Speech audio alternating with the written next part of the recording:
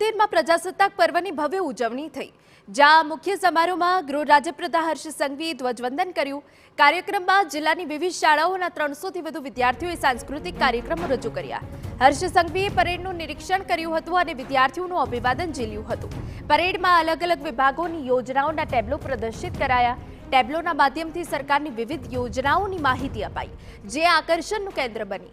આ સમયે હર્ષ સંઘવી પ્રજાજોગ સંદેશ આપ્યો હતો અને તેમાં અનેક મહત્વના મુદ્દે વાત કરી.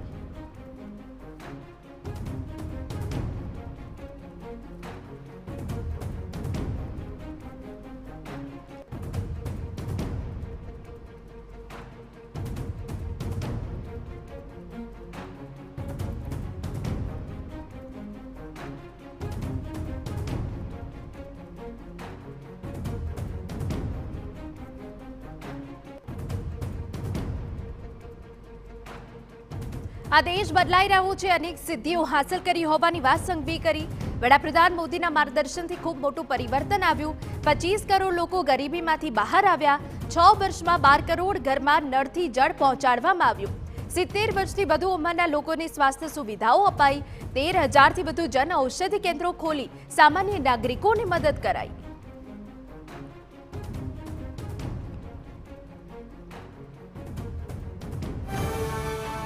आदरणीय मोदी साहेबना मार्गदर्शનમાં સરકાર દ્વારા જે અથાગ મહેનત કરવામાં આવી, આજે ખૂબ મોટો બદલાવ આવ્યો. 25 કરોડ લોકો ગરીબીમાંથી બહાર આવ્યા. 10 વર્ષમાં 10 કરોડ મહિલાઓ સિલિન્ડર આપી ધુમાડામાંથી મુક્તિ અપાવવામાં આવી. પ્રધાનમંત્રી કિસાન સન્માન નિધિ યોજના દ્વારા 56.61 લાખ ખેડૂતોના ખાતામાં 6,374 કરોડની રકમ સીધી જમા કરાવવામાં આવી. 75 વર્ષ સુધી માત્ર 3 કરોડ ઘરોમાં નલથી જલ મળતા હતા. છેલ્લા 6 વર્ષમાં 12 કરોડ ઘરોમાં નલથી જલ પહોંચાડવામાં આપણે ખૂબ મોટી સફળતા પ્રાપ્ત થઈ. આવેલા પરિવર્તન પર બોલ્યા હર્ષ સંઘવી. પહેલા લાલ ચોકમાં પાકિસ્તાનના ધ્વજ લહેરાતા, આજે લાલ ચોક અને શ્રીનગર રોશનીથી ઝળહળી રહ્યું છે. કાશ્મીરમાં ચારે તરફ તિરંગા નજરે પડી રહ્યા છે. જે હાથમાં પથ્થર હતા તે હાથમાં હવે કલમ. બદલાયેલા કાશ્મીરમાં 13,000 કરોડનું રોકાણ કર્યું. કાશ્મીરમાં પહેલાના દિવસો આપણે સૌને યાદ છે. હું કાલના જ દ્રશ્ય જોઈ રહ્યો હતો, જે લાલ ચોક પર પહેલા પાકિસ્તાનના તિરંગો લહેરાતા અનેક વાર દ્રશ્યો આપણે જોયા છે. કાલે લાલ ચોક અને શ્રીનગર આખું રોશનીથી શણગારવામાં આવ્યું. ચારે તરફ તિરંગાઓ નજરે પડી રહ્યા હતા. આ એક ખૂબ મોટો બદલાવ કાશ્મીરની અંદર આપણે સૌને નજરે મળ્યો છે. કાશ્મીરનો તિરંગો આજે લહેરાઈ રહ્યો છે.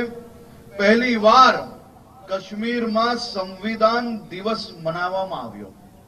કાશ્મીરમાં જે પ્રકારે બદલાવ આવી રહ્યો છે, એક સમય જે હાથમાં પથ્થર હતા તે હાથમાં હવે કલમ નજરે પડી રહી છે.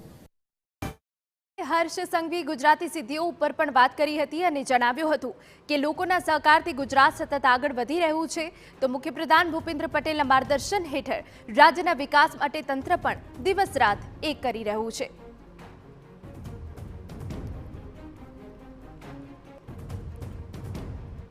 નાગરિકોના સહયોગથી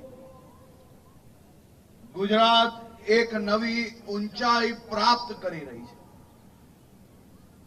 ગુજરાતના ડાંગમાં કે અંબાજીમાં કે પછી કચ્છની બોર્ડર પર ગામોમાં રહેતા નાગરિકોને બધી જ સુવિધાઓ આપી શકાય તે માટે રાજ્ય સરકાર મુખ્યમંત્રી શ્રી ભૂપેન્દ્રભાઈ પટેલના માર્ગદર્શનમાં નવા વિચારો જોડે રાત દિવસ એક કરીને આખું તંત્ર રાજ્યના નાગરિકો જોડે મળીને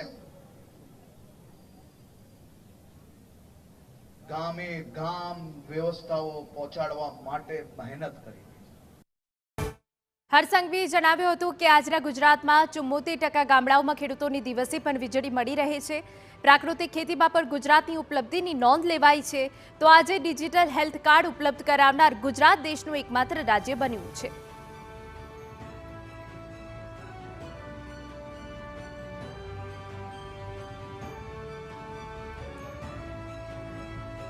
પ્રાકૃતિક કૃષિમાં બી ગુજરાતે ખૂબ મોટી ઉપલબ્ધિઓ હાંસિલ કરી છે.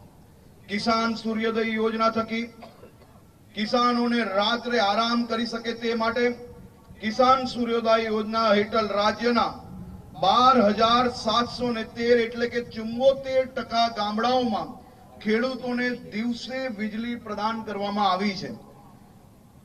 ડિજિટલ હેલ્થ કાર્ડના માધ્યમથી 1.15 કરોડ જેટલા વિદ્યાર્થીઓની આરોગ્ય તપાસ બાદ ડિજિટલ હેલ્થ કાર્ડ ઉપલબ્ધ કરાવનાર ગુજરાત દેશમાં એકમાત્ર રાજ્ય છે.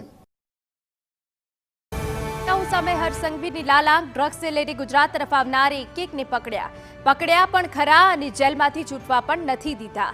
ડ્રગ્સ સામેની કાર્યવાહી ગુજરાતે ઇતિહાસ રચ્યો છે. ડ્રગ્સ સામે ગુજરાત એક ખૂબ મોટી જંગ લડી રહી છે. હું ગુજરાત પોલીસને અભિનંદન આપું છું. ગુજરાતના મુખ્યમંત્રી શ્રી ભૂપેન્દ્રભાઈ પટેલના માર્ગદર્શનમાં નેતૃત્વમાં ગુજરાત પોલીસે છેલ્લા 3 વર્ષમાં દેશમાં એક નવો ઇતિહાસ રચ્યો છે. એ ઇતિહાસ છે કે ડ્રગ્સ લઈને ગુજરાત તરફ આવનાર એક લોકોને પકડ્યા તો છે જ, પરંતુ જેલમાંથી છૂટવા બી નથી લીધા. 76 થી વધારે પાકિસ્તાનીઓને જેલ હવાલે બંધ કરવામાં ગુજરાત પોલીસને ખૂબ મોટી સફળતા મળી છે. ડિજિટલ અરેસ્ટના નામે આપણે કોઈના ઝાંસામાં ફસાવાનું નથી.